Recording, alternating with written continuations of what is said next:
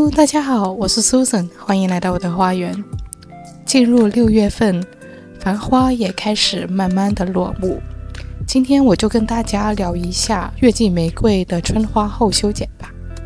关于月季花的花后修剪，我基本上是遵循一次性原则，或者叫起跑线原则。这个原则我最初是从南家的园艺博主老何的视频上面了解到的，我自己是受到很大的启发。这个方法意思是在植株整体观赏性下降后进行整体修剪，不管是残花、正在开放的花朵还是花苞都一并修剪，这样保证下一批花的花苞能够同时孕育、同时打开，形成一个群开的效果。可是在实际的实践中，我总有这样那样的疑惑，例如是如何选择修剪的时机，面对那密密麻麻的花苞，那该如何的处理？怎么样能够兼顾不同品种的开放时间，而达到整体的花境效果？那今天我就以我自己院子为例，按照这个起跑线的原则为基础，聊一下我的实践心得以及对它的灵活运用。那我们开始吧。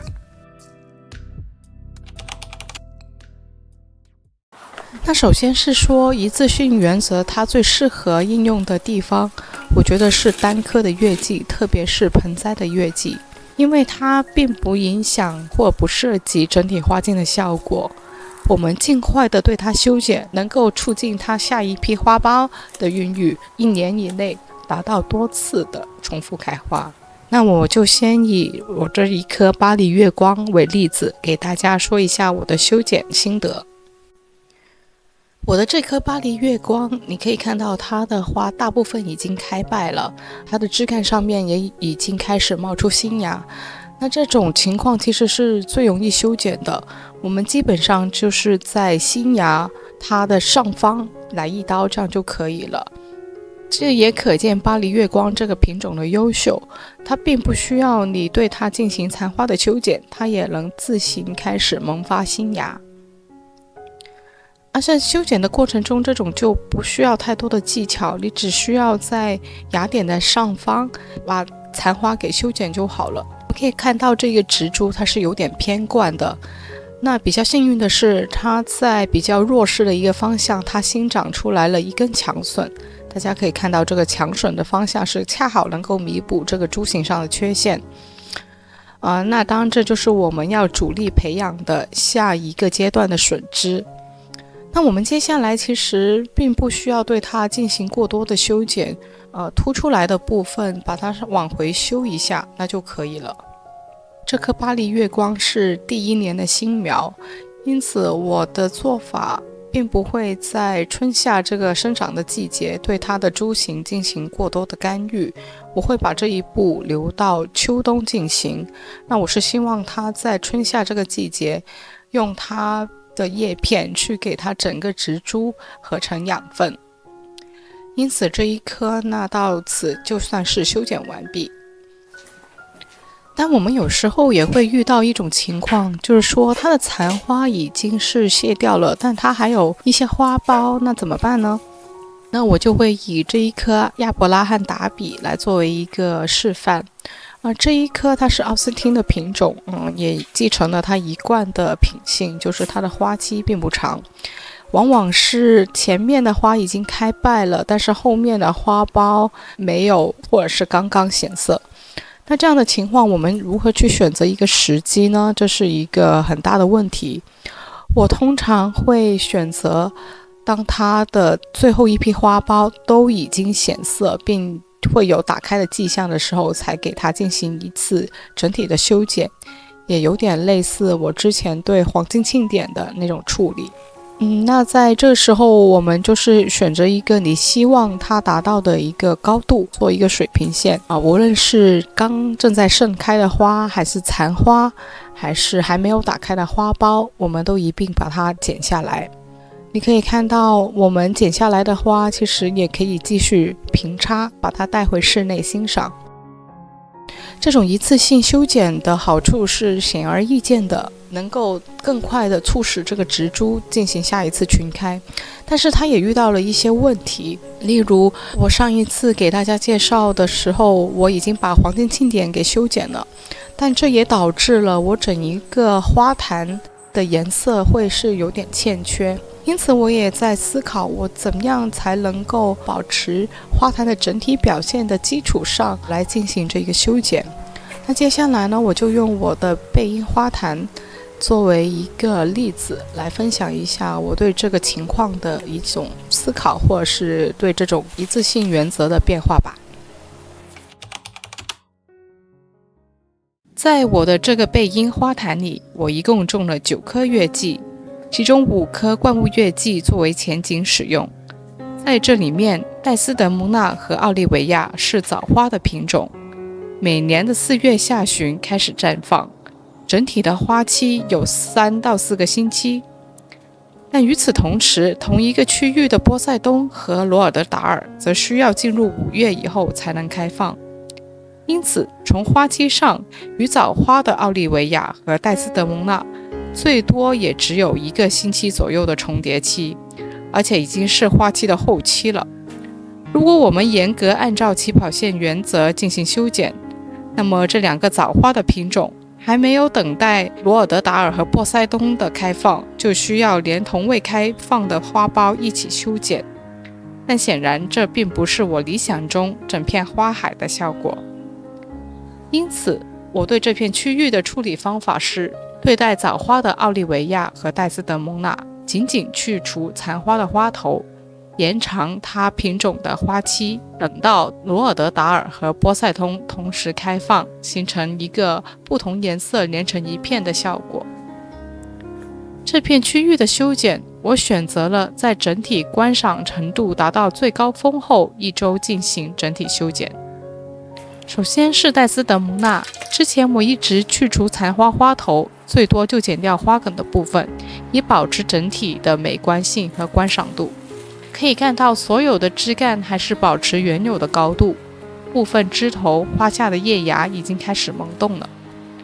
当需要整体修剪的时候，我不会特意的保留这些已萌动的嫩芽，我只会选择一个适当的高度，大约是2级枝条上留有3到4个芽点的地方进行修剪。因此，很多刚冒头的芽点都被我咔嚓掉了。这样的一个做法可以理解为及时去掉残花，最后再来补一刀，回归一致的起跑线。接下来的是波塞冬。波塞冬刚开的时候，清冷的紫色加上美人尖，真的是惊为天人。但它既不耐雨淋又不耐晒，好不容易花苞打开了，没过2日就开始焦边，实在是有点不太好养护。当然，这可能是与它刚移栽有关，我会继续观察。因此，虽然它刚刚只开了1周，但修剪它的时候，我是压根不心疼，选择一个合适的高度，在朝外的芽点上修剪就可以了。接下来的是罗尔德达尔，其实我在修剪的时候正是它的盛花期，目测最少还可以维持个把星期，但是我还是毫不犹豫地把它剪下来了，因为我的目的是通过提前修剪，缩短它与奥利维亚和戴斯德蒙纳的花期间隔，期待它下一批花的时候，两者能够以更接近的时间同时绽放。修剪的时候，我也对罗尔德达尔进行株型上的调整。由于这个花坛光照还是不太充足，罗尔德达尔很明显是徒长的，开花枝非常的长。当全部花苞一次打开以后，倒伏变得非常严重。因此，我把过多的开花枝全部剪除，只保留2级枝条上3到4个芽点，整体的高度减低了1半。感谢罗尔德达尔，让我体验了一把当花农的乐趣。奥利维亚的修剪比较像之前提到的巴黎月光，花还没有开败，叶芽就已经蹭蹭蹭的往外长了。我们需要做的是，就在芽点上方来一刀，剪除残花即可。奥利维亚的株形圆润，也不徒长，看来它真的非常适应我这个背阴的小环境。这时候如果遇到正在盛放的枝头也没关系，把它全数剪下。所幸的是，经过好几个星期的绽放，奥利维亚最后一批花苞也已经全数打开，一点都没有浪费。大家也许已经看出来了，这个花坛我其实还是应用了起跑线原则，只不过我对它进行了一些变化。我把目光从一棵植物放大到整个花坛，延长早花品种的花期，使早花和晚花的品种能够交汇开放，形成整体的效果，并且通过提前晚花品种的修剪，缩短不同花之间的花期差距。起跑线原则的最大优点是促进植株群开，但牺牲的则是部分晚熟的花苞。但除了群开，持续不断的少量开放，难道就没有任何可取之处吗？我就想以我这一片粉色的花茎，给大家说一下另外一种思路。我的这片花茎主要种植了深深浅浅不同品种的粉色月季。由于后方有一棵大树，因此整个花坛的光照是不均一的，加上品种的不同，最早和最晚开放的品种能相差1个月以上。例如这棵达西布塞尔，4月底就已经开始绽放了，到了5月上旬，其实已经有1半以上的花苞开败了。那后面的粉色大部队还没有跟上来，甚至连花苞都没有显色。这时候如果我们选择对它进行一次修剪的话，那很有可能在相当长的一段时间内，达西布塞尔并不能够开放。由于它的颜色是非常漂亮的深红色，能给整体的花茎增加颜色上的层次感，因此我其实不需要它的花量很大，但它最好能够一直的不断的开放，才能够给我一个点缀的效果。因此我对这棵达西布塞尔的做法是，我放弃整体修剪，残花是见一朵剪一朵，花苞则是都留下来，以维持它持续不断的开花，为整体的效果做出贡献。现在已经是6月份了，它还是一直有花在。我对它的修剪可能要等到6月底，待最后一棵在树下生长的 All Dress Up 全部都开完了，再一同修剪。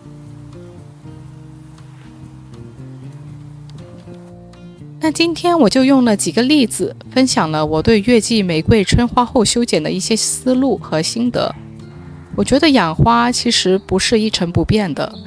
我们在了解了基本原则的基础上，可以根据自己的环境以及想达到的效果进行调整或者尝试。那今天的节目就到这，希望你会喜欢，我们下次再见，拜拜。